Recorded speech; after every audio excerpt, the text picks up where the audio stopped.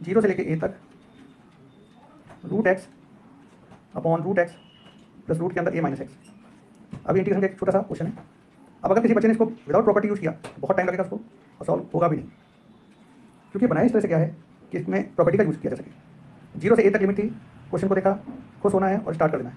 जहाँ भी हमारे पास x लिखा है वहाँ पे लिख दिया a minus x, numerator denominator दोनों में। जहाँ जहाँ x है वहाँ पे लिख दिया हम लोगों ने a माइनस एक्स। इसको इक्वेशन फर्स्ट सपोज कर लेते हैं और ये सेकंड इक्वेशन, ये भी i के इक्वल चल रहा है। i का मतलब इंटीग्रेशन। तो अब हम लोग करने जा रहे हैं, ऐड कर देते हैं फर्स्ट और सेकंड को ऐड करने पर। तो i और i हो गया हमारे पास 2i, लिमिट वही रखी थी 0 से लेके a तक। डिनोमिनेटर हमारा हो गया a minus x plus root x, और ऊपर भी हो गया root x plus root a minus x. ये कैंसिल हो जाएगा, ये हो गया 1 का इंटीग्रेशन आप सभी को पता क्या होता है x। तो 2i की वैल्यू हो गई a, तो i की वैल्यू हो गई a/2। तो इससे आपको एक आइडिया भी मिलेगा कि कभी भी हमारा क्वेश्चन दे रखा हो 0 से लेकर a तक रूट में इसका, और ऐड करने पर ये हमेशा बनाएगा, तो जो भी लिमिट होगी उसका आधा आंसर आता है। एक एग्जांपल और देखते हैं, एनसीईआरटी बुक का क्वेश्चन है, 0 से लेकर π/2 तक साइन स्क्वायर एक्स dx। अब देखने में तो छोटा सा लग रहा है। अब इसमें अगर हम प्रॉपर्टी यूज करके देखें, इसको अप्लाई करते हैं, तो जैसा कि प्रॉपर्टी में बताया गया है, एक्स के प्लेस पे अपर लिमिट होगी, अगर लोअर लिमिट 0 है तो upper limit minus x, x के प्लेस पे a माइनस एक्स। और आप सभी को पता है कि साइन 90 माइनस थीटा होता है कॉस थीटा। तो इसको इक्वेशन फर्स्ट, इसको सेकंड, ये भी i था, ऐड कर देते हैं। तो i प्लस i हो गया 2i, लिमिट दोनों की सेम थी 0 से π/2 तक।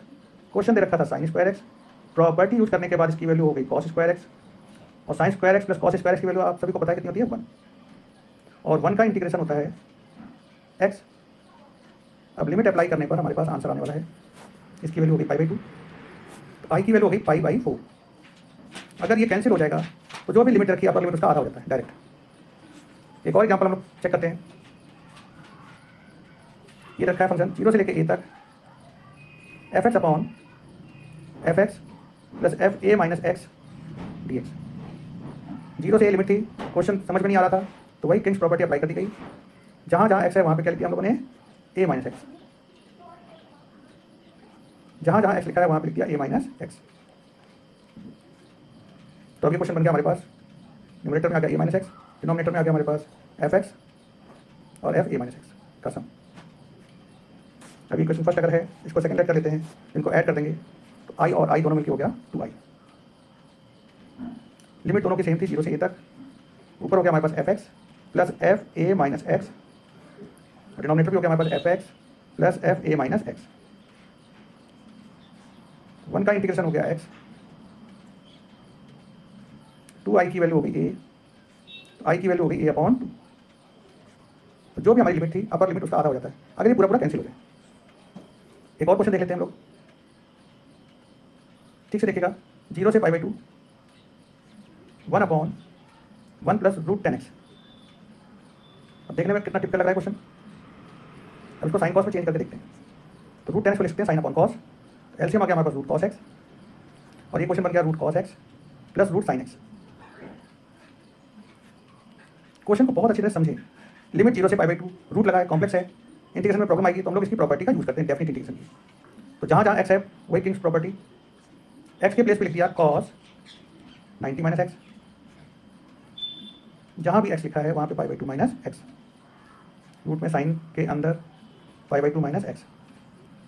अब आप सभी को पता है कि कॉस 90 माइनस थीटा कितना होता है, sine theta, sine 90 minus theta कितना होता है कॉस थीटा, तो हो गया sine x plus root cos x.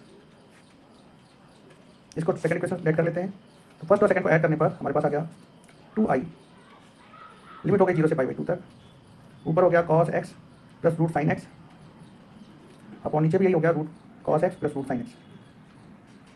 अब आपको पता है ये कैंसिल हो जाएगा, तो बचा 1 का इंटीग्रेशन x, लिमिट अप्लाई करने पर 2i की वैल्यू हो गई π/2, i की वैल्यू हो गई π/4। ये हमारा कंप्लीट आंसर। तो इस तरह से हम लोग बहुत सारे क्वेश्चंस, वो भी सभी IIT में आए हुए क्वेश्चन हैं, ठीक से देखें।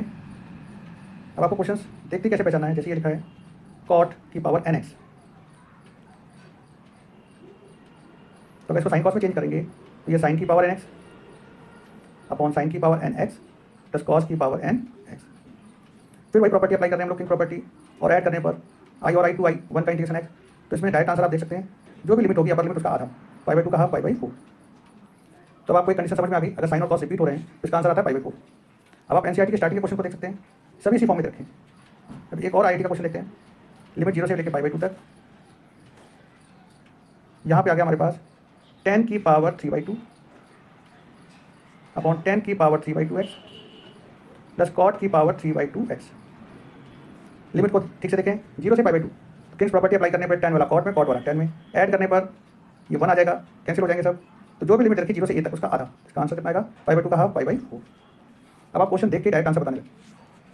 अब अगर एक क्वेश्चन रखा हमारे पास, लिमिट का ध्यान दें, 0 से लेकर पाई बाई 2 तक sine cube x upon sine cube x plus cos cube x.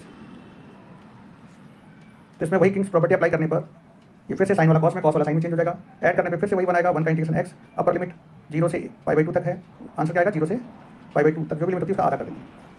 Question आपके सामने, आंसर आपके सामने, कुछ भी पावर दे दें, कंफ्यूज करने के लिए आपको देंगे। अब जैसे इंटीग्रेशन का क्वेश्चन है, यहाँ पे देखें 0 से पाई बाई 2 तक, ठीक से देखिएगा। अपर लिमिट यहाँ पे दे रखी है कॉसेक की पावर 7/8